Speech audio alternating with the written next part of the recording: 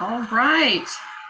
So welcome to our Startup Grinds, Startup Grinds SG Women Month. Super excited to have Niza, who is one of my fellow graduates from Pepperdine, join us this evening. And she's going to share her journey as an entrepreneur and a mom, and how she became Miss Asia USA, and just all the great things that she's been doing in the community. So welcome, Niza. Thanks for joining us tonight. Thanks, Jessica. So good to see you. And thank you so much for the warm intro. So let's go ahead and start off. Tell me a little bit about, how you grew up and when did you know that you wanted to be an entrepreneur? Ooh, that's a good question. So I think it started off really early. I am the daughter of Cambodian immigrants who, survived the Cambodian genocide in the 1970s. So I grew up in a family with very little resources, a humble home, and I always aspired to have more, right? But I also wanted to make sure that it brought meaning to my life. And so throughout my childhood, I had always aspired to want to be a leader in the community. And I didn't really know what that looked like or how to get there. So I really channeled a lot of my focus and energy into school, hoping that one day I would discover, what is the right job for me or what is the right industry for me. And it wasn't until, later in my adult life that I discovered what my true calling was, what my passion was. And I'll talk about that in a little bit more detail. But I think it was just through having a lot of conversations with people, going to school, and coming from a family that didn't have much growing up. I really, I think, took the longer route, but I really also appreciated going through that journey because I was able to discover what I liked and what I didn't like instead of someone telling me what I should do, right? I think being an entrepreneur, it's important for you to kind of discover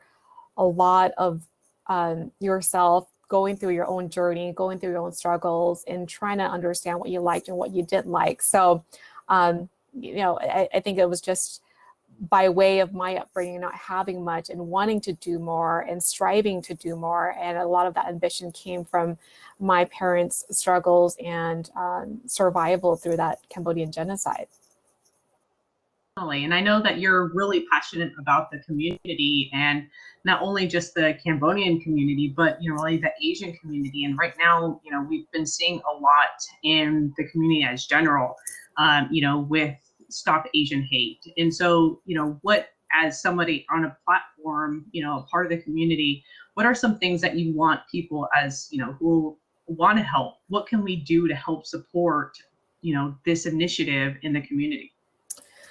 That's a great point, Jessica. I think right now a lot of the Asian Americans and Asians across the globe are living in fear, living in trauma. And unfortunately, this racism that we are now hearing about is not new. A lot of this racism actually predates the pandemic. But I think with the increased use of social media and more mainstream media coverage, we're now just hearing about it. I read a statistic from the AAPI community where since last March, we've seen about 6,600 reported incidences of hate crimes against Asians. And so you can imagine how many of them actually goes unreported. But unfortunately, like I said, this type of racism and discrimination against Asians is not new. I think we're just hearing about it more now because of the younger generation amplifying the voices of the Asian community to hopefully prevent these type of crimes from happening. And unfortunately, there's a lot more that needs to happen in order to mitigate or prevent this type of hate crimes. We don't need just more, local law enforcement on the street. Sometimes actually that can make things worse. What we actually need is more education, more training, more specifically education in our systems to talk about ethnic studies. And that would include Asian studies, it would include African American studies, Hispanics. We need a lot more coverage on the different racial groups inside our education system so that we know and we can identify racism when it happens. Unfortunately, I think with the previous administration and previous leaders, there were some confusion misrepresentation of Asian Americans or Asians across the globe. And there was a dangerous rhetoric and narrative around Asians and its association with the coronavirus, which is why we're seeing an uptick in a lot of these anti-Asian hate crimes. And so for me, as a leader in the community and as Mrs. Asia USA, what I want to promote is, one, amplifying the voices of our Asian community. Do not, stay quiet. We cannot continue to stay quiet and do nothing, right? Because that's not going to help. And if we allow racism to kind of just roam free, it's going to come back and haunt not just the Asian community, but it could be the Hispanic community. It could be the Black Americans. Again, we don't want to allow racism to just continue to roam free and allow it to just exist, right? And unfortunately, it does exist. But if we can find some way to mitigate that or prevent that or lower the amount of Asian anti-hate crimes, that would be wonderful. I just want to piggyback on that. So maybe about 2 months ago, so I live in the city of Orange, and I had heard on the radio that it came in like my Google feed that there was an incident in my small city, and that there was actually an Olympian who was training over at one of our parks. Mm-hmm. And a man just came up to her and just started berating her because she was Asian. And there was other people at the park and they didn't say anything or do anything. And for me, that was like the bigger heartbreaking incident, is like my own community didn't come to help someone who was obviously in need. And this woman, she didn't, like, if the person would have done something, she was, she's like an Olympian for martial arts, so right. She would have taken care of herself. But however, like, as a community, we need to come together. And when we see something, we need to say something. And if you don't feel comfortable stepping in, call the authorities. Like, do something. Doing nothing I think is worse than, just watching somebody do it. Like, how could you not? And that happens more often than not. And you kind of wonder how you're also able to see all of this coverage on the social media. And a lot of them are not doing anything. They'd rather take out their phones and take a video or a picture instead of stepping in and helping those poor innocent victims that are targets of hate crimes. And that is another thing too, is when you see something, call local enforcement. It's sometimes too dangerous for you to get involved right away, right? But you have to do something because one little effort, one report goes a long way than doing nothing. And there's a lot of other support groups out there that will help support this cause too. Stop AAPI, the Stop Asian Hate Movement. There's the AAPI community that's a big advocate and proponent for preventing these type of Asian hate crimes and also amplifying the voices for the community.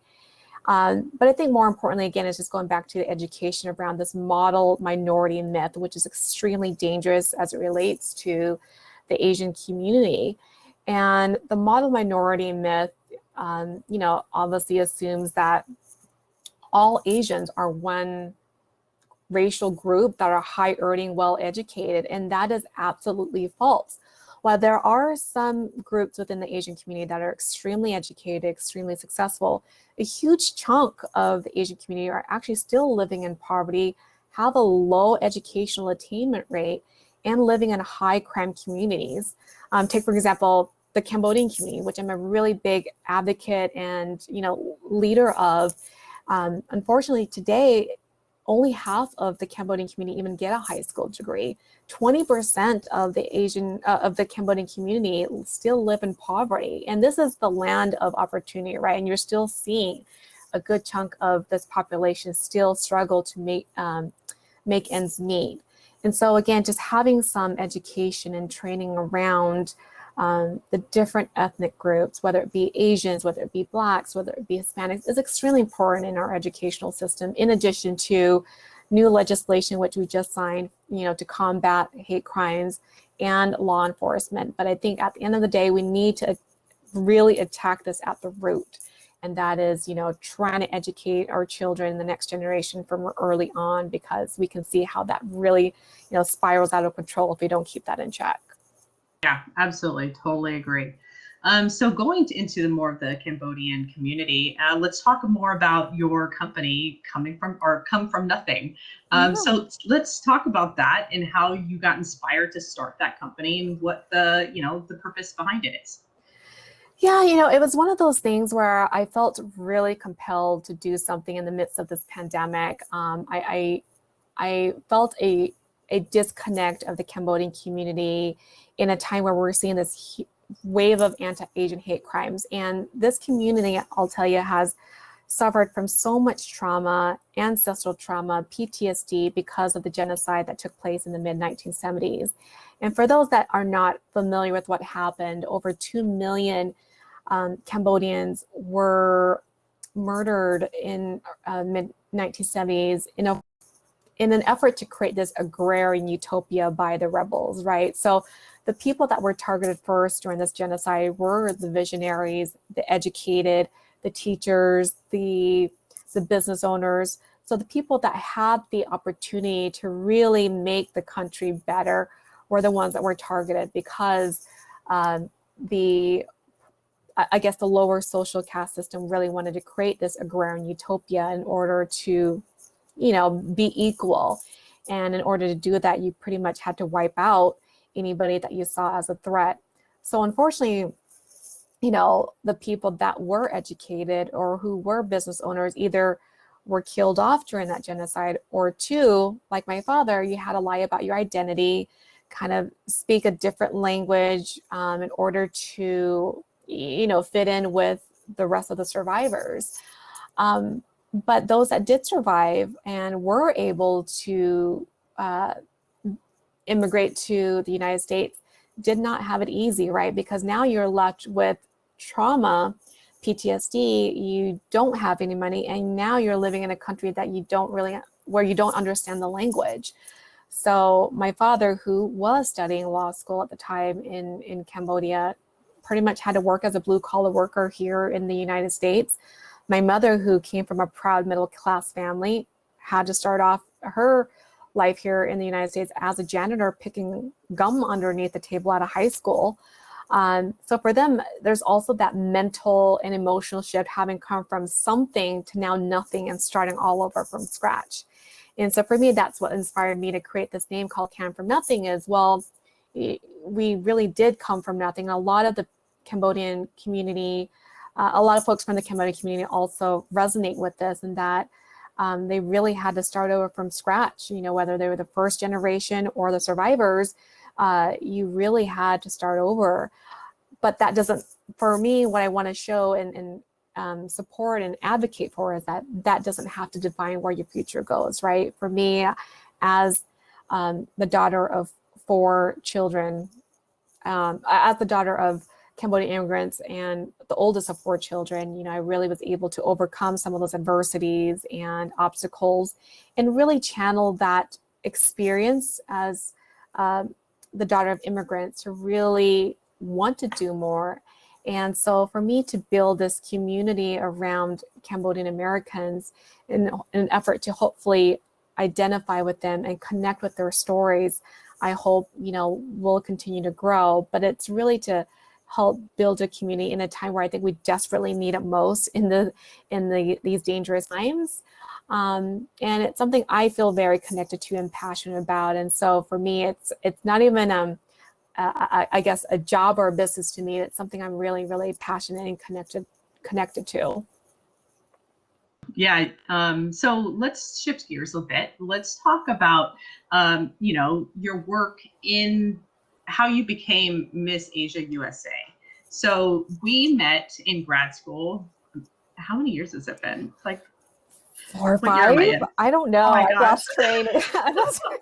I've lost count. It's been so many years. I know, it has been a while. It's been a minute. Yeah. So then, we're both mothers, we're both getting our MBAs, we're both working full time.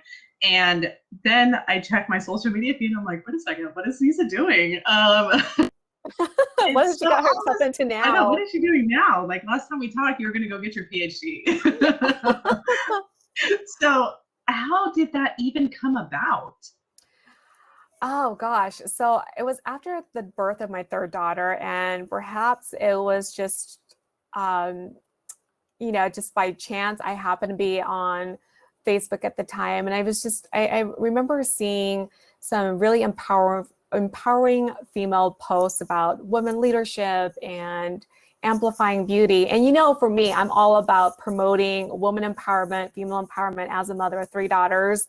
And I said, well, you know what? Let me look a little into this. And it occurred to me though, like as again, the first generation to really make it here in America as a Cambodian American and the mother of 3 daughters, I felt extremely important. I found it extremely important for me to show my daughters that no matter your marital status, no matter your age, your height, your weight, or whether you're a mother, beauty isn't defined by just a couple of characteristics. I want to show my children that, everyone is beautiful. And even though I've had 3 children and working and married, I myself consider beautiful. I consider all women beautiful, right? And so for me, I wasn't interested in your typical beauty pageant where you had to be extremely skinny or had to walk around in a bikini or, had to be defined by, certain height or weight. For me, I was extremely excited to,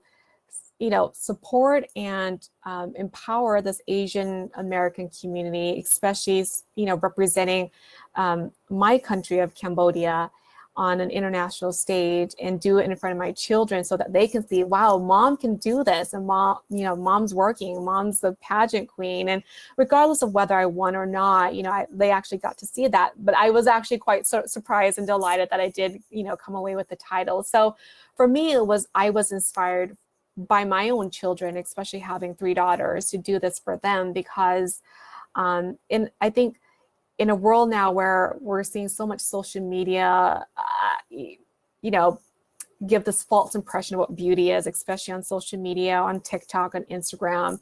I mean, it kind of gives you a false sense of what beauty is all about. And for me, I want to show, again, the world that, beauty isn't defined by age or your marital status and all, what have you. I think all women should feel comfortable in their own skin, regardless of whether you have the mommy marks from giving birth, the stretch marks, the blemishes, and, embrace all of that. You've definitely been a warrior. You've gone through it, rock it. Don't be shy and embarrassed about it. I certainly don't have your typical model body, but, honey, I will rock that stage any day. I love it. Yeah, I call my stretch marks for my 2 kids. These are my mommy marks here. Yes, My son gave me this one. Yeah, I remember that one for sure. That's great. So talking about your daughters, I know in grad school you had a YouTube channel in which you were using your daughters and having them be exposed to different types of careers. So how did you get that idea? How did you go about it? Like, let's walk through that one. I am so glad you brought that up because, that was a really fun YouTube series that allowed me to bond with my children. And I thought it was important to expose them to different careers early, but in a fun and educational way, right? And that is based on my own experience. As I mentioned earlier, it's, being an entrepreneur, it requires you kind of go through your own journey and trying to figure out what you like and what you don't like. But it's also helpful to have mentors and exposure early so that you don't, I guess, spend too much time in one field and realize, 10 years later that it's not a fit for you. So, I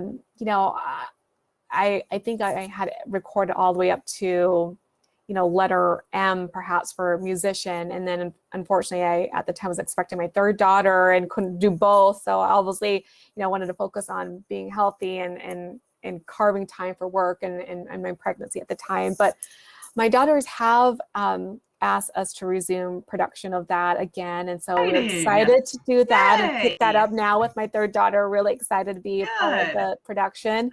And I also have a book actually that just came out on Amazon that also complements that YouTube series called Aspire to Be, Exploring Careers from A to Z. And it's a fun rhyming book for children to explore all the careers from A to Z. And you'll see the fun little bee on every single page. So check it out. That's great. I love it. Yeah. So how did you even come up with the idea? Were you talking to the girls and they just had questions? So I know like my son, being working from home and, from the pandemic, the kids being at home for, me working and my husband working, my son will just sit right next to me, usually at a screen, and he just wants to hear what I'm doing. He wants to read my chats, and he wants to understand, like, Mommy, what does this mean? Why are you doing that? And, what does that mean? And I'm like, so, trying to have him understand, what Mommy does. And how did the girls, how did that kind of idea come about? Yeah, I remember one of the questions on a fun form that was at my daughter's preschool, and I think it was for like a Mother's Day like frame. And one of the questions is, when I grow up, I want to be ... right? And I remember helping my daughter fill that a paper out, and she's like, I don't know what I want to be. And I started kind of posing some careers out there, and they had no idea what it was or what it entailed. And so that's really kind of what sparked my interest. I'm like, you know what? I struggled with when I was a kid. Heck, I struggled with this question when I was a young adult. Like, what do I want to be when I grow up?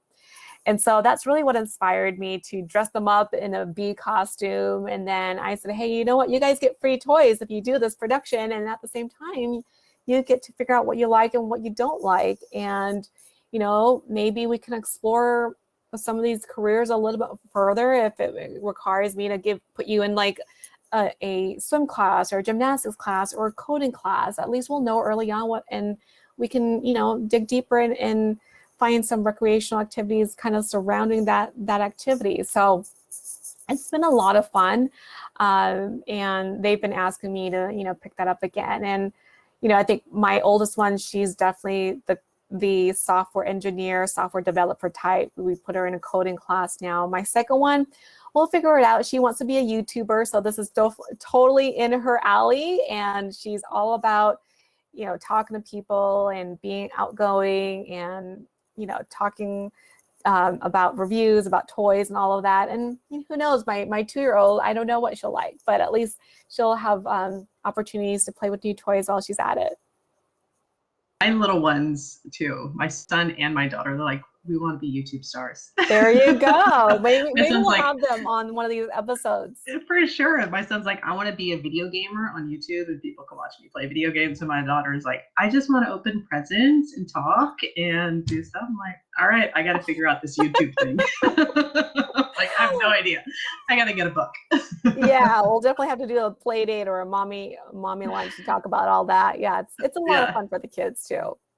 Yeah, they're super excited. I think it was the Easter Bunny, or was it Santa? One of the two bought them a book on like, here's a book to write your YouTube ideas in. So they were excited about that. All right, so let's talk about what's up next for you. What are some initiatives that you are thinking about? What are some things that you're passionate about right now? So as it relates to some of my goals for the next year, one of the things that's come up and I've been asked a lot is hopefully hosting a large international Cambodian conference, potentially in Cambodia, probably in late 2022. Unfortunately, right now it's really hard to plan or pick a specific date as it relates to the COVID pandemic. Right now, it's been spiraling out of control in different parts of the country, but hopefully we'll see some light at the end of the tunnel with the vaccine being rolled out. But it would be such a dream of mine to be able to host something at an international scale like that in the motherland, where I can invite Cambodians from all over the globe, and they are going to be the leaders, the business owners, the influencers that can come out and hopefully make a difference and embrace the beauty of the culture and bring more awareness to the Cambodian community, which I think has been long underrepresented or misunderstood. And I also want to be a lot more active in being a mentor to the younger generation here in America for the Cambodian Americans. Like I said, we're trailing behind a lot of the other Asian groups in America and still stuck in this vicious cycle of poverty and violence and dropouts. And I hope we'll be able to partner with some folks who will want to mentor the younger generation in some of these bigger pockets of the Cambodian community across the country. So those are really my I would say my short-term goals here in the next 12 months, 12 to 24 months, is really amplifying the voices of the Cambodian community. Also, we'll be resuming the Aspire to Be YouTube series channel, hopefully in the next couple of months, but we're still kind of working out the details there.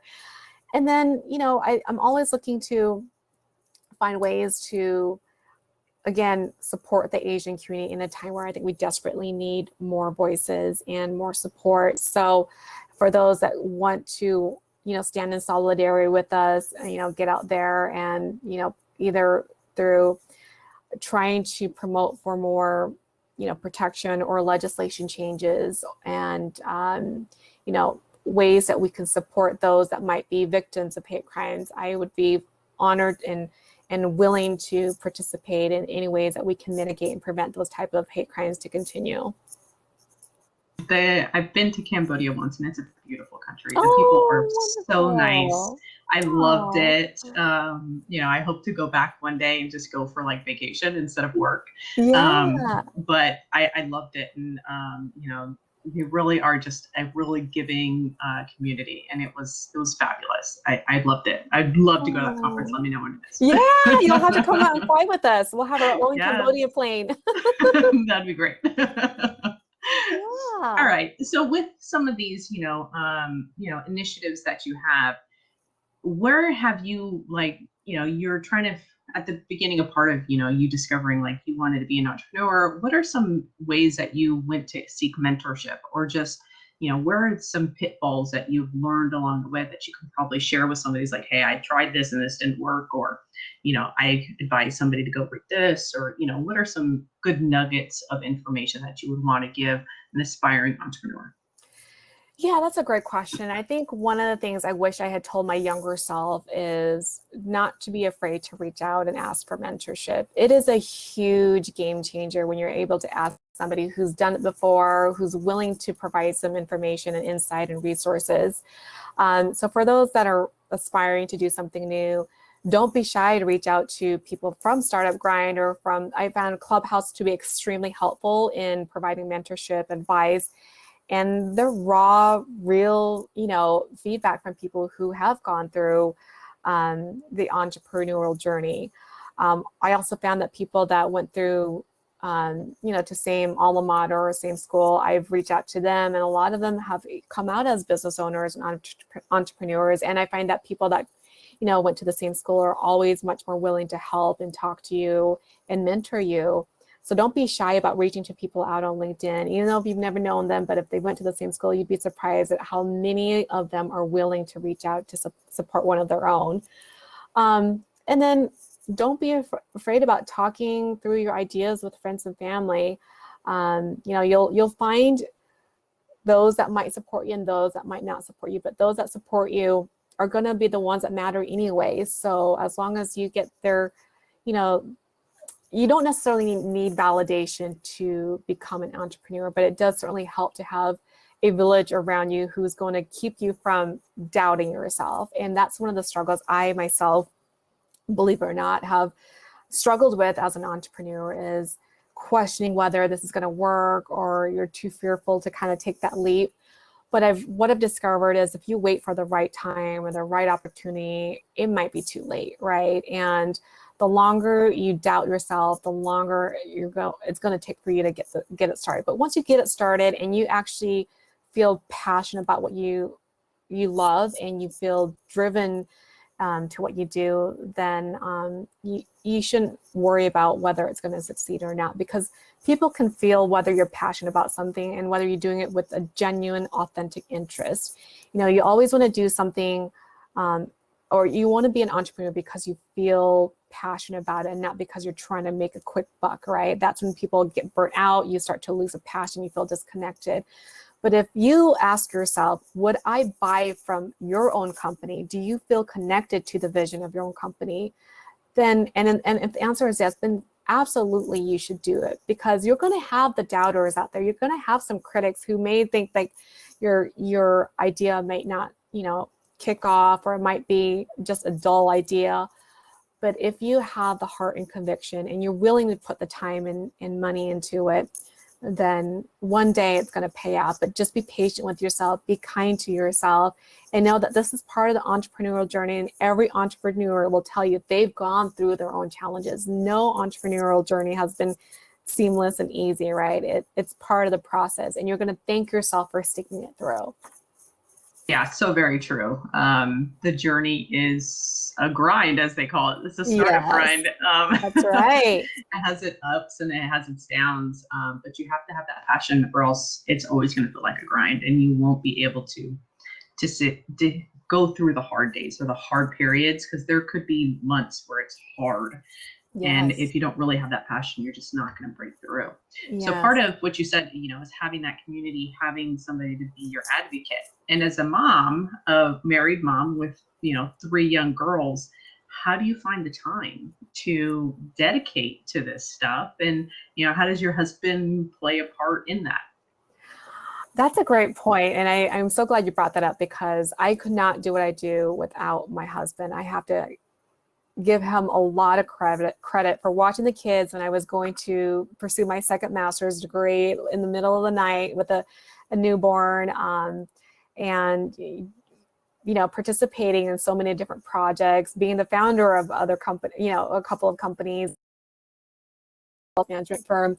It is not possible to do it by yourself, and it's okay that you have to rely on other people to help you, and they want to help you. So as an entrepreneur, I highly recommend that you do surround yourself with positive, supportive people, whether that be a friend, a spouse, siblings. You do need that support group to help you with this entrepreneurial journey.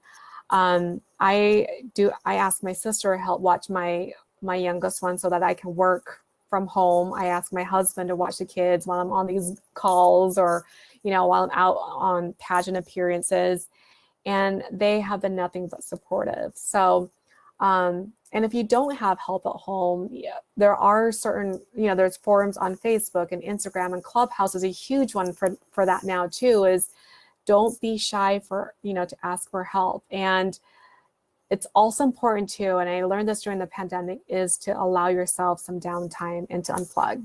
Because if you're working 100 miles an hour, you find that you're actually less productive, less focused, and less efficient than if you were able to at least carve out some downtime for yourself to unplug, to meditate, to do yoga, whatever it makes you, whatever it requires to make you feel a little bit less stressed, less anxious, and allow yourself to recompose yourself is extremely important. So for me, I find myself, even a 5-minute meditation or breathing exercise really helps me gather myself and refocus than if I was to continue to sit in front of a computer and just kind of grind it out, because then I'm staring at a screen and forget why I'm doing what I'm doing. So self-care is extremely important, especially when you're juggling multiple things at the same time, which is also something I'm careful to say, because I think it's also very important to focus at one task at a time. You might have multiple deliverables at the same time, but it's important not to, try to multitask at the same time. I used to think I was the queen of that. And while I got away with that for many years, I felt extremely burnt out, and my mind, I think, was all over the place now. And I just realized that, and studies show this, once you start to really, tackle one task at a time, you're much more efficient than trying to do 20 things in 1 hour. Just do one thing at a time and then go on to the next. And you'll find yourself less stressed and more efficient than if you were trying to do too many things at the same time. Absolutely. Same with me. My husband has been a godsend, going to grad school, having a newborn. I had my youngest in grad school, and then I went right back to finish. And he was at home with the baby while I was at school. And then, even doing startup grind right now, the kids are running around the house and my husband's watching them while he's finishing up work. And, and just really, I have learned during the pandemic, and even just this past weekend, I tend to not ask for help. I will just do it, and I will just continue to just pile it on. And this weekend, my husband's like, "Hey, do you need help with anything?" I'm like, "No, I got it." Because it's his birthday actually today. And, I'm making dinner. had steaks on, I was making salsa, rice and beans were on, and then I was like, the kids like, hey, can we have tortillas? I'm like, okay, fine. So I'm making tortillas, and I totally forgot I had the steaks. And so I was like, oh crap. So I went back out and they were totally burnt, like done. And I'm like, oh my gosh, why didn't I just ask for help? Like, I know I should ask for help and I didn't. Like, no, I got it. It's okay. You watch TV. It's fine. And I'm like, I just killed dinner. Everybody's just having rice and beans. Yeah, I think it's just in our nature to just want to, bear a lot of that responsibility for the family. And for strong women, sometimes we forget that we too are vulnerable and we too we do need rest. So don't be shy for asking for help. And it's amazing that we have some supportive partners like we do. They authentically do want to help. So when they ask, girl, take it. I know. I should have totally. I should have taken it. And I was like, I'm so sorry. The kids were like, oh. I was like, I'm looking forward to my it. husband's like, I'm just going to go to the store. Don't worry about it. It's not a big deal. I felt so bad too. We ate like an hour and a half later. And the kids were fine. They're like, oh, yay, we got tortillas. They were so excited. Yeah. So, but yeah, you're right. It's like sometimes we just have to remember, like, it's okay to ask for help. Absolutely. And, taking that break too, because I had gotten into the habit during COVID of just like not taking time for myself and just keep on grinding, working, helping with the kids and doing the homeschooling and like all of that stuff. And I was like, I just feel totally burnt out. And it's like, my husband was like, when's the last time you went for a run? When's the last time you did anything? And I'm like, I don't know. He's like, just go. I have the kids. It's not a big deal. Just go for a run. And so like I've started run again. And like, I feel so much better because I can just have 20 minutes, an hour of whatever to myself. And doing those exercises lets me think better. Yeah. I can think through things like while I'm on the run. And so it helps tremendously. Yeah, I think as you get older too, you start to realize what they say about mind, body, and soul balance, right? And I think for so many of us who are so programmed to constantly work, we don't allow ourselves to balance, the mind or I guess our internal peace or soul. So it's important that you carve out time for yourself. And, as mothers, we set the tone for the family. So if we're not healthy and if we're not in a good mood, trust me, your energy resonates to the rest of the family, and everybody else will be miserable too. I know, so right? it's important that we take care of ourselves so that everybody else is happy and healthy. Definitely. Yeah, I think it's totally true. And I used to have this mindset of like, I'm too busy to take care of myself, when it's not true. Like, you really have to make sure that yourself is okay, because you're right, because our tone has an impact on the family. Absolutely. And, as an entrepreneur, your tone also has an impact on your business. So if you don't take care of yourself, who's going to take care of the company? Exactly. So you have to think about it that way. Yeah. All right. So just any last minute thoughts, anything else you would like to share? The only thing I would say for any aspiring entrepreneurs is to trust yourself, be proud of who you are. Everybody's journey is different. And until you trust yourself, you're not going to be able to take that leap. And when you finally do trust yourself and your abilities and your skills and your ability to create an impact, you'll take that leap of faith and you'll be so happy that you crossed over to the other side as an entrepreneur. But don't doubt yourself for a minute, and don't listen to some of those voices in your head about whether this is going to work or not. Otherwise, you're going to drive yourself crazy. But always, follow a passion or something that you feel really compelled to do and that you've been wanting to connect with or identify with. They always talk about solving a problem or solving a void that is not already there. And so if you feel like you yourself would buy your own product, not in a biased way, but you yourself struggle with finding something similar or that has been void in the community, then you might have something special. So, just again, trust yourself. You've obviously come a long way. And there's a big support community like Startup Grind and other communities that are willing to support entrepreneurs. So go for it. Well, thank you so much again. Yes. For joining Thank you for us. having me. Yeah.